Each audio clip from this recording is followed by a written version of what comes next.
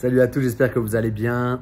L'autre soir, je suis parti, donc j'étais à Rio. Et un groupe de Français qui était là avec Manu Fernandez. Donc Manu Fernandez, ancien combattant de MMA, ceinture noire de jiu-jitsu brésilien, combattant, etc. Pour ceux qui ne connaissent pas, allez checker sur internet qui c'est. Donc Manu Fernandez qui est sur Rio avec des élèves à lui.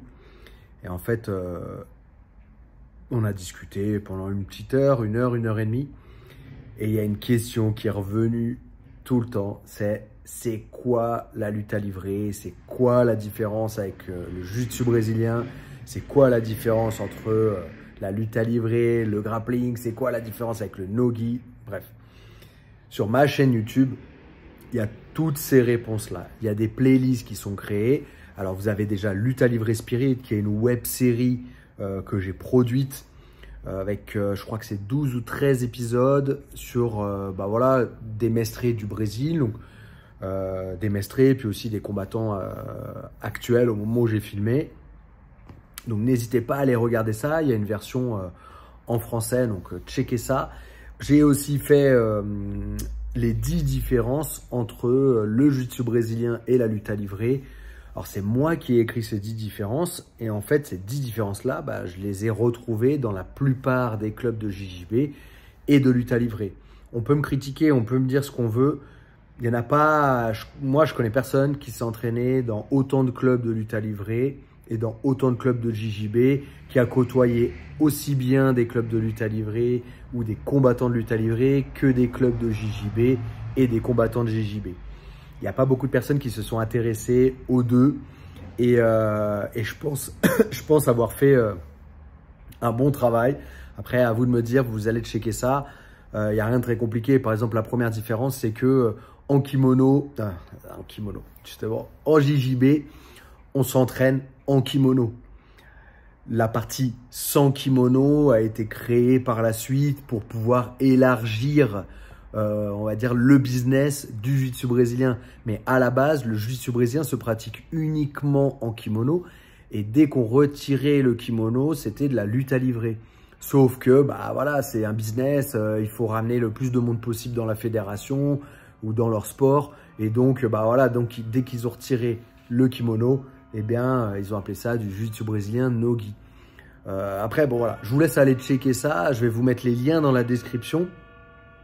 Mais ce que je peux vous dire grossièrement, c'est que la lutte à livrer, c'est un sport où il y a une philosophie, il y a une culture et il y a une stratégie qui est propre à la lutte à livrer. Comme en JJB, il y a une philosophie, il y a une histoire et il y a une stratégie qui est propre au JJB. En JJB, en général, on va chercher à tirer pour la garde, on va chercher à prendre le dos, on va chercher à prendre la position montée et à partir de là, seulement on cherchera à finaliser. Ça, c'est en gros, c'est dans la culture. C'est-à-dire que si on observe 100 combattants de jiu-jitsu brésilien, eh bien, c'est ce qu'on va voir chez eux. Et en lutte à livrer, on va faire le même travail, on va observer 100 combattants de la lutte à livrer et on va voir que la grande majorité vont chercher à soumettre l'adversaire en première intention. Et que si jamais ça ne marche pas, ils vont chercher à prendre une position. Alors qu'en JJB, ils vont chercher plutôt à prendre une position, d'abord, sécuriser le combat pour après chercher à soumettre. Je ne sais pas quelle est la meilleure solution. Je pense que ça va surtout dépendre de vos connaissances et de votre physique, de votre capacité à soumettre. Parce que pour soumettre un adversaire, il faut quand même avoir un avantage physique ou avoir des bonnes qualités physiques. À partir d'un certain niveau ou à partir d'un moment où les deux ont le même bagage technique. Mais en règle générale, celui qui va réussir à soumettre tout le monde, c'est qu'il a un avantage physique sur l'autre ou alors qu'il a réussi à fatiguer son adversaire avant de chercher à le soumettre. Donc il a en fait... Peut-être qu'au début, il est moins fort physiquement, mais que de par sa stratégie, il a fait en sorte que son adversaire devienne plus faible que lui parce qu'il l'a fatigué. Voilà. Après, il y a plein de choses. Voilà, je vous invite à aller voir les playlists que je vais vous mettre dans la description parce que je sais que ça revient souvent, ces questions-là. On me les remet souvent sur Internet. Donc, n'hésitez pas à aller checker ça. Et Et voilà, en fait, la lutte à livrer, c'est un sport aussi, c'est un sport qui a une histoire.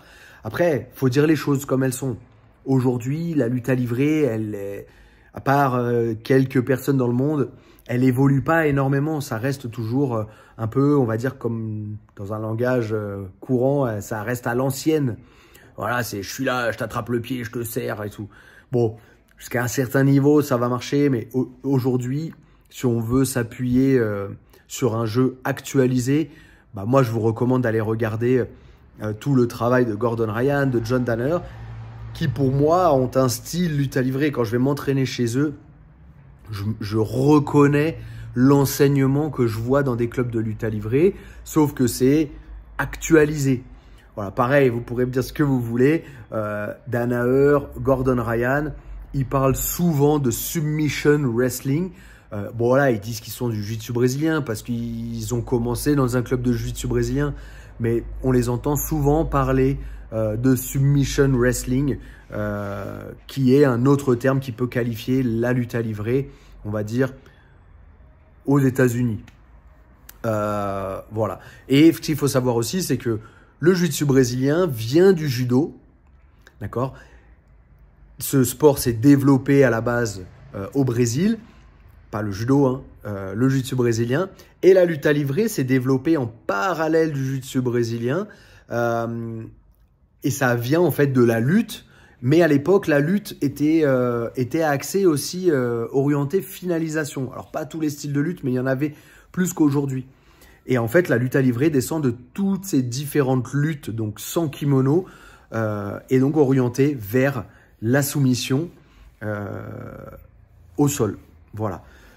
C'est une petite vidéo que je voulais vous faire, juste pour vous rappeler qu'il y a sur la chaîne YouTube des playlists pour vous expliquer tout ça. J'ai essayé de rajouter aussi quelques points ici. Voilà, j'espère que ça vous plaît. Et puis, n'hésitez pas du coup à aller checker ces playlists-là pour découvrir le sport que je pratique. Alors pareil, aujourd'hui, je pourrais dire que je pratique du jiu-jitsu brésilien sans kimono. Ou voilà, je pourrais me mêler à la foule et puis être comme tout le monde. Mais en fait, je me suis entraîné en jiu-jitsu brésilien.